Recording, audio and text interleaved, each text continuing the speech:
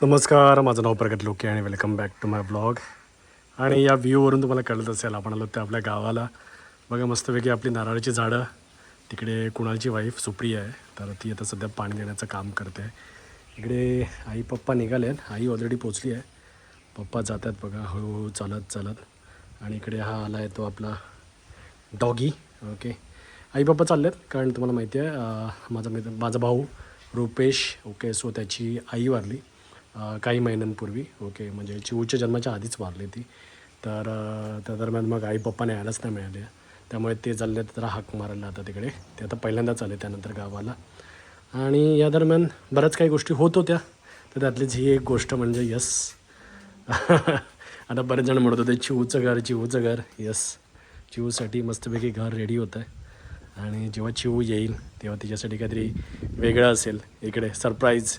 आणि maybe I don't know, अजून 20 वर्षानंतर मे बी चिऊने हा व्लॉग बघितला तर तिला कळेल की काय होत होतं जेव्हा तिचा जन्म झाला. ती 2 महिन्याची होती आणि त्यावेळी इथे कशी परिस्थिती होती.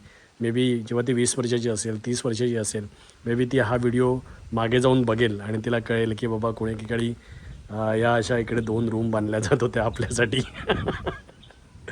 की असा मस्त स्लॅब पडला होता. इथे कसं आता एक बाउंड्री आहे ऑलरेडी, तशीच आता आपण अशी छान बाउंड्री याला पण करणार आहोत. म्हणजे कसं इथे प्रोटेक्शन होईल. ओके, आणि इथे एक मस्तपैकी सेंटर टेबल टाकला एक गोल, तर त्याच्याभोवती बघा ना मस्तपैकी माझ्या मित्रमंडळींना, फॅमिली फ्रेंड्सना आरामात 10-15 लोक तरी मस्त बसू शकतात आणि इथे बसूनच छान गप्पा मारू शकतात. एंट्रन्स कुठून तरी इथून करण्याचा असा प्लॅन आहे. ओके, सो जेव्हा होईल तेव्हा भारीच वाटेल. ओके, आणि बघा ना काय गावचं वातावरण एकदम शांत. सध्या तरी देवगडमध्ये आणि म्हणाल तर रत्नागिरी आणि सिंधुदुर्गामध्ये दुष्काळच जाहीर केला पाहिजे. आंबा बागायतदारांची हालत खूपच तंग आहे. म्हणजे ओव्हरऑल जे प्रोडक्शन होतं तर त्याच्यानं 10 ते 15% प्रोडक्शन सध्या होतं आहे. ओके, सो म्हणजे ते इमॅजिन करू शकता किती वाईट परिस्थिती आहे ती. कधी विदर्भातला, मराठवाड्यातला जो शेतकरी असतो तो कधी कधी आत्महत्या करतो आणि मग तिथल्या शेतकऱ्यांचे प्रश्न ऐरणीवरती येतात. आता कोकणातला कोणतरी बागायतदार आत्महत्या तर करणार नाही आणि माझी इच्छा पण नाही त्याने आत्महत्या करावी, पण त्यांचे पण प्रश्न ऐरणीवरती आले पाहिजेत. काय म्हणता तुम्ही? कुठे ना कुठेतरी चर्चेला गेले पाहिजेत आणि त्यांच्यासाठी पण काही ना काहीतरी झालं पाहिजे. कारण कुठे ना कुठेतरी आता मी पण आंबा बागायतदारांशी कुठे जोडलेला आहे. ओके, सो माझेच रिलेटिव्ह आहेत, त्यांच्याकडून मी आंबे घेतो आणि मुंबईला विकतो. तर त्याच्यामुळे आता कसं आहे की पूर्वी कसं आपण झाडावरती आंबा बघायचो आणि आपण आंबे घ्यायचो आणि खायचो. ओके, पण आता त्यांच्याबरोबर जेव्हा इंटरॅक्शन होतं तेव्हा त्यांचे प्रॉब्लेम्स कळतात की काय काय आहेत ते. आणि जेव्हा एवढं प्रोडक्शन डाऊन होतं आणि म्हणजे खतांवरती म्हणा, पेस्टिसाईड्सवरती म्हणा, मोठ्या प्रमाणात खर्च होतो आहे, मोठ्या प्रमाणात. ओके, आणि लेबर मिळत नाही आहे. लोक आता मागे 1-2 वर्षामध्ये व्हिडिओ चालू होते की अरे बाबा नेपाळ्यांच्या विरुद्ध बोललं जात होतं की नेपाळी इथे येत आहेत. आणि आता तर अशी परिस्थिती आहे की इथले लोक पण अवेलेबल नाही आहेत बागायतीमध्ये काम करायला. आणि नेपाळमध्ये पण थोडेमध्ये इश्यूज आले, तर त्याच्यामुळे थोडं नेपाळ्यांचं पण प्रमाण कमी झालेलं. ओके, सो त्याच्यामुळे लेबरची प्रचंड तुटवडा आहे, प्रचंड मारामार आहे. आणि त्याच्यामध्ये आता हे आसमानी संकट आलेलं आहे. ओके, म्हणजे मोहर तर प्रचंड आला आंब्याच्या झाडांना, पण नंतर मग काय झालंच नाही. म्हणजे त्याला कणी म्हणतो किंवा ज्याला कैरी म्हणतो तर ती लागलीच नाही. म्हणजे यावेळेचा जो सीझन असणार आहे तो तुफान असणार आहे. तर तुफानच आलं पण ते उलटं आलं आहे. ओके, सो मला असं वाटतं ही गोष्ट ॲटलिस्ट माझ्या थ्रू तरी मी ही मांडणं आवश्यक आहे. तर ही जी झाडं आम्ही लावलेली आहेत, हे जे माड लावले आहेत, म्हणजे जिजींनी काही लावले, काही माझ्या वडिलांनी, काकांनी लावले, आता आम्ही ही झाडं लावली. तर ही झाडं आता कसं आहे की आपण मुंबईला राहतो, आपण वेगवेगळ्या मार्गाने पैसे कमवतो, तर त्याच्यामुळे असं म्हटलं तर हा शौक आहे. ओके, याच्यातून उत्पन्न आपल्याला मिळेल की नाही मिळेल आणि आपल्या हातात किती मिळेल त्याची आपण विचार नाही करत, पण ज्याचा उदरनिर्वाह अशा झाडांवरती चालतो तर त्यांच्यासाठी खूप खूप कठीण काळ निर्माण झालेला आहे. कारण माडांची पण तशीच अवस्था आहे. पूर्वी हे माड एवढे धरायचे, आता बिलकुल धरत नाहीत. आम्ही तर खूप रेग्युलरली पाणी देतो वगैरे. नंतर आता माकडं आली आहे, ती माकडं बघा तिथे छोटे छोटे तुम्हाला ना माडाची बोंड आहेत, नारळाची बोंड आहेत ना, ती खाली पडलेली दिसतील. तर ती ना त्याला काहीतरी म्हणतात, कोणत्या तरी वेगळ्या प्रकारची माकडं, नाव विसरलो मी. तर ती ना छोटे शहाळी असतात ना, तर ती तोडतात, खातात, वरचं पाणी पितात आणि फेकून देतात.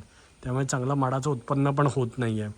आता आंब्याचंही असं झालं आहे. ओके, जे पण क्लायमेट चेंज होतं, आता तुम्ही म्हणाल की अरे निसर्गाशी हे ते क्लायमेट चेंज आहे, हे सगळं मला सांगत राहू नका. ओके, कारण निसर्गाचं कालचक्र काय फक्त आपण करतो त्याच्यामुळे होत नाही. जगामध्ये बऱ्याच गोष्टी होत आहेत. तिकडे युरोपमध्ये काय चाललं आहे, US मध्ये काय चाललं आहे तिथे काय केवढ्या मोठ्या प्रमाणात प्रदूषण होतं आहे आणि त्यांनी प्रदूषण ऑलरेडी करून झालं आहे. त्याच्यामुळे क्लायमेट चेंज होतं आहे. आपण आज करतो त्याच्यामुळे इन फ्युचरमध्ये पण आपली पॉप्युलेशन काय, त्यांची पॉप्युलेशन काय, लोकांना काय कंपॅरिझन करायचं नसतं. आणि ठीक आहे, तो पण एक मोठा विषय आहे. ओके, बट देन यार आता तर बघा, शेतकरी तर बागायतदार म्हणा, आंबा बागायतदार तो तर हवालदिल झालेला आहे. तर त्याच्यामुळे म्हटलं ही गोष्ट मग कुठे ना कुठेतरी कम्युनिट करणं आवश्यक आहे. ओके, इकडे बघा आपलं आवळ्याचं झाड. ओके, आता त्याचे ना खालच्या 2 फांद्या माकडाने तोडून टाकल्या, त्यामुळे त्याने उंच झालं.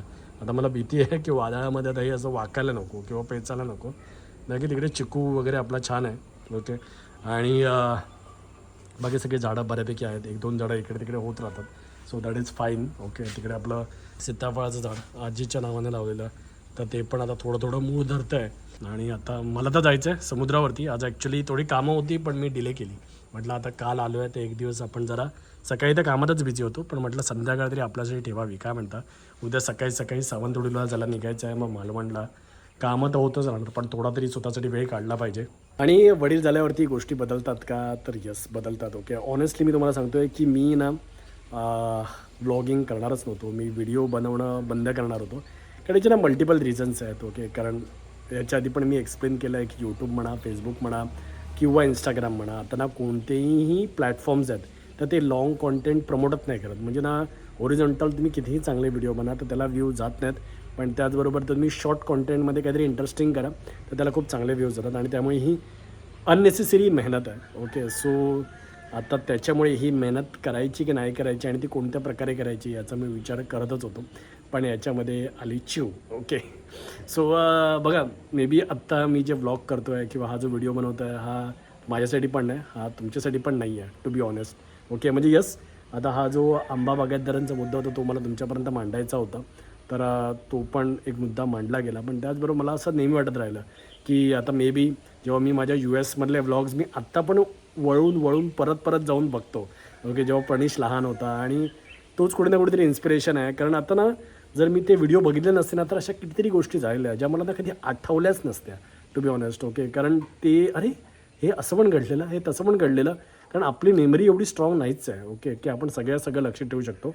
ते ॲक्च्युली ब्लेसिंग पण आहे, कारण नाहीतर मग खूप वाईट गोष्टी पण आपल्या आयुष्यात घडत असतात, त्या सगळ्यात लक्षात राहिल्या असत्या. तर बरं आहे, ती मेमरी आपली तशी आहे. पण कुठं ना कुठंतरी ती माझी US ट्रिप, मी 6 महिने तिथे होतो, ते सगळं डॉक्युमेंटेशन झालं.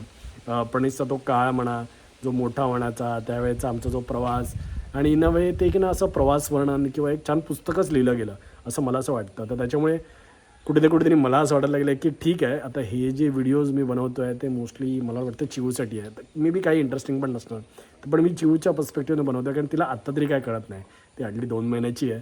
पण मे बी जेव्हा ती 20 वर्षाची होईल तेव्हा तिला जर कुठे ना कुठेतरी रिफर करायचं असेल, ती मे बी ती इथे येईल, किती येईल माहिती नाही.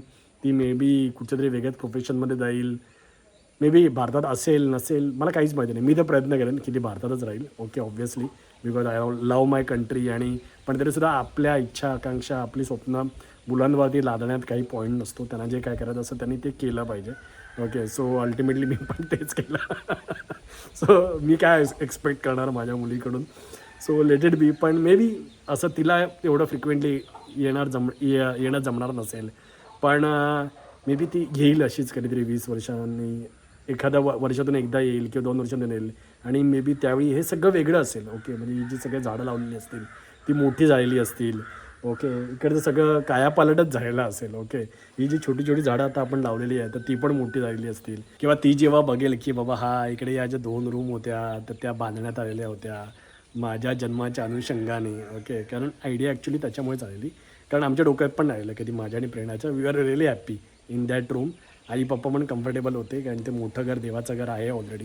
ओके, सो उगाच हे घर आणि ते वरती 2 रूम आम्ही काढलेलं होमस्टेसाठी.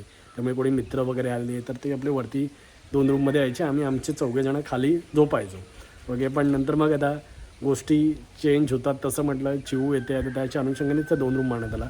ती मी म्हटलं ठीक आहे, आता बघा व्लॉग खूप जास्त एडिटिंगवाले, खूप जास्त ट्रॅव्हलिंगवाले मी नाही करणार. पण मला असं वाटतं काही काही गोष्टी मला वाटतं मला कम्युनिकेट कराव्याशा वाटतातच, तर त्या मी कम्युनिकेट करेन. आणि काही गोष्टी मी माझ्या पर्सनल एक्सपिरियन्ससाठी डॉक्युमेंट करून ठेवून देईन. ओके, कारण कुठे ना कुठेतरी मला पण असं वाटतं की मे बी मी जेव्हा म्हातारा होईन त्यावेळी मी परत वळून बघेन कधीतरी हा व्हिडिओ, आणि त्यावेळी अरे हे असं होतं जसं मी कधी कधी बघतो म्हणजे एक वर्षापूर्वीच्या ना व्हिडिओ आहे तर त्याच्यामुळे ना हे सगळं कंपाऊंड वगैरे इथे काहीही नव्हतं. म्हणजे जे पूर्ण कंपाऊंड असं बांधलेलं आहे ना, हे घर पण असंच नुकतं बांधलेलं होतं. हे जे खळं होतं ना हे खळं पण असं नव्हतं. इथे प्रचंड गवत वगैरे वाढायचं. इकडचं पण जे खळं आहे ना हे पण कधी खूप गवत वाढलेलं असायचं. इथे माती असायची.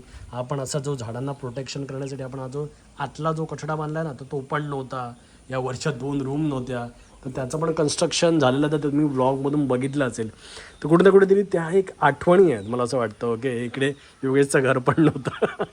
गोठल्याचं घर पण नव्हतं. ओके, गोठल्याचं घर बांधलं गेलं तर त्याच्या पण आठवणी आहेत. ओके, गोठल्याची आई जी आता नाही आहे काकी. ओके, तर तिने आपल्या वेगवेगळ्या रेसिपीज बनवून दाखवलेल्या तुम्ही पण बघितलेल्या. इकडे विजय राहायचा. विजयाबरोबर आपण खेकडे पकडायला गेलेलो. म्हणजे बघा ना अशा कितीतरी गोष्टी आहेत. मला असं वाटतं त्या डॉक्युमेंट झालेल्या आहेत. ओके, सो मे बी आता त्या व्हिडिओजमधून मी काही पैसे कमवत नाही. ओके, किंवा आता या व्हिडिओमधून पण मी काही पैसे कमवणार नाही. पण मला असं वाटतं की हे व्हिडिओज असं आठवणी म्हणून तर नेहमीच राहतील. ओके, सो कधीतरी मी मागे वळून बघेन, प्रेरणा मागे वळून बघेल किंवा चिव मागे वळून बघेल तेव्हा या आठवणी नेहमीच राहतील. ओके, सो त्याच्यासाठी असे छोटे छोटे छोटे मोठे साधे साधे सिंपल व्हिडिओ आपण बनवत राहू. ओके, असं मला वाटतं आहे. जेव्हा मला वाटेल तेव्हाच बनवेल. ओके, अदरवाईज नाही बनवणार. सो आता तरी मला जायचं समुद्रावरती तर आता मी इथेच थांबतो. जर तुम्हाला छोटासा मोठा व्हिडिओ आवडला असेल तर प्लीज लाईक करा, शेअर करा आणि आपल्या चॅनलला सबस्क्राईब करून बेल बटन दाबा. धन्यवाद.